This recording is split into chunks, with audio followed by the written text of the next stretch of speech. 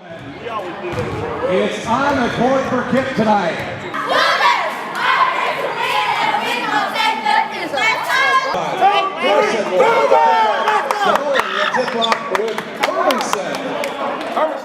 Alicia, talk a little bit about the relationship that you've established with the local chapter of the NFL alumni. Sure. Well, we're very excited to be partnering with the NFL alumni group. We were connected with them through a member of our board of directors, and so he was able to sort of help us establish that relationship. They've been a great partner of our school.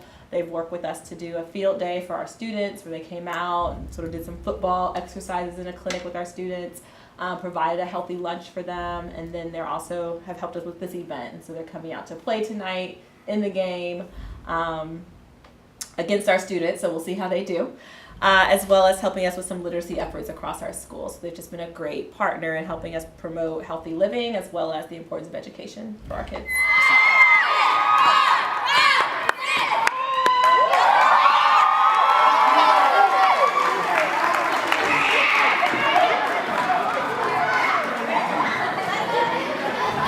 This is one of the most unique setups I've ever seen.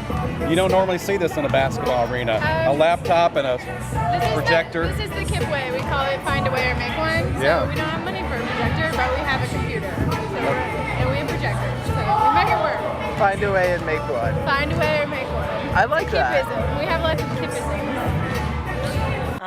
We serve a population of students who come with about a 94% free and reduced lunch rate, which means many of our kids are coming from underserved communities and underserved neighborhoods where there's not necessarily a quality school available for them.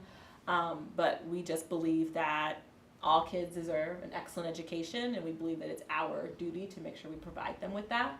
So our school is all about, no shortcuts and no excuses. Our students are here until 5 o'clock, 3 days a week.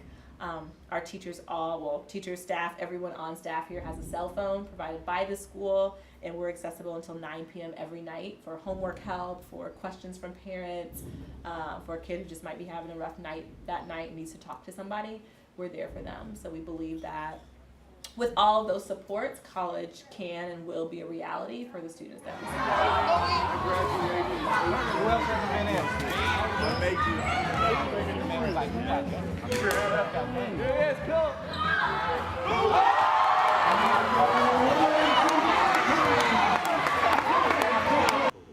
We're visiting with the secretary of the NFL alumni chapter here in Indianapolis, Darvell Huffman.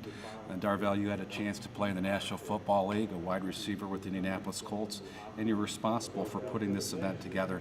How important is it for NFL alumni to get out in the community, engage with organizations like KIP? It's real important. I've taken a personal responsibility upon myself to say, you know what, we are role models for the kids and we want to do something positive. As a player, it's one of the things where it's a natural responsibility through the public media and the public media and media relations for players to go out into the community and do their service to kids. But after you finish playing, it's kind of like one of those things, I can sit at home and be a retired player for the rest of my life, but I said, why can't we be just as effective in the community as some of the current players are?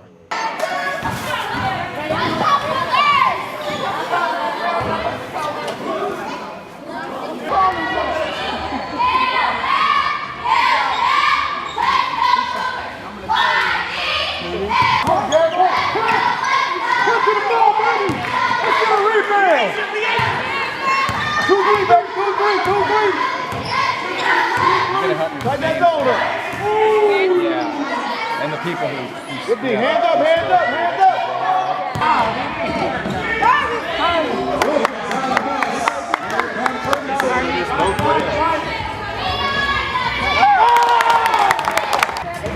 We have some special guests with us here before the action begins, and it's a real treat because we've got Mark Bryant and Mike Duerson. Mark is the president of the Dave Duerson Athletic Safety Fund, and for those of you who knew Dave Duerson, he was a great football player in Muncie High School, matriculated to Notre Dame, where I believe he was an All-American for the Fighting Irish, and then had an excellent career with the Chicago Bears. So, Mark, let's talk a little bit about the Safety Fund and what it's all about and what you're trying to accomplish. Thanks, Mike. We started the Safety Fund in the spring of 2012.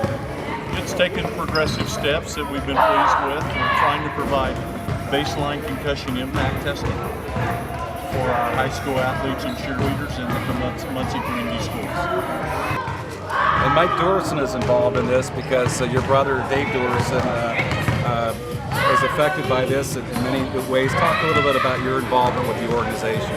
Well, founded the organization a year after Dave passed, and he was fourth stage with CTE when he took his life.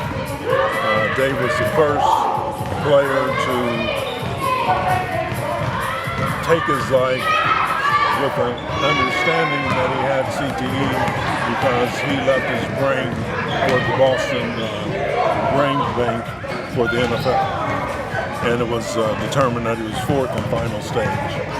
And so, of course, I have passion for this fund and to make sure that kids don't have the same experience that my brother Dave did. But also the passion is there because lightning struck twice in my family.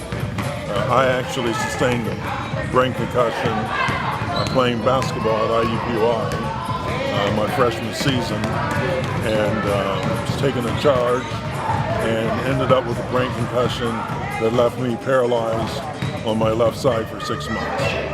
So that's where the passion comes from. I know that it can happen. If it can happen once in the family, I know it can happen twice. Mark, talk a little bit about how the community can get engaged with the Dave Dorson Athletic Safety Fund. The website's been a wonderful tool for us, Mike. The web address that you can go to is DD, like Dave Dorson, MuncieYouth.org. That's an excellent way to find out every avenue that we're trying to pursue and to support us in any way that you can.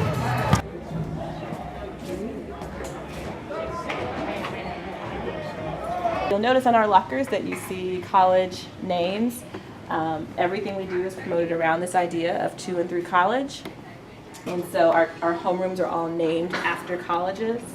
Our students know day one what year they graduate high school to go to college.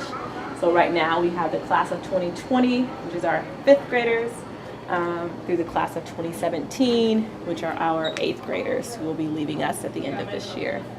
We're really proud and try to recognize kids for their efforts all the time.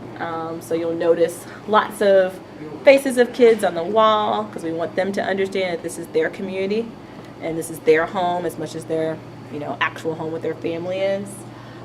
This is pointing out our kiddos who passed or passed plus on I-STEP last year, and so shouting them out and wishing them luck on destroying the I-STEP this year when it comes along.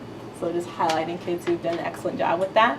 The next board is talking about students who, the other assessment we take called NWEA, and so highlighting students who performed in the top 25th or 50th percentile in their reading and math scores on that assessment. So we want kids to feel pride in being scholars and achieving academically.